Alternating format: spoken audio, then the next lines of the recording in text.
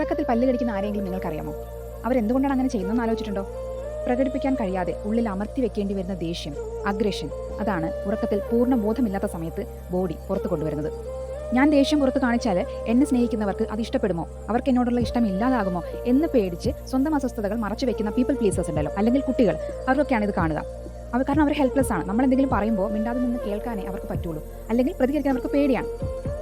പക്ഷേ അവരുടെ ബോഡി അത് റെക്കോർഡ് ചെയ്യും, പ്രതികരിക്കും.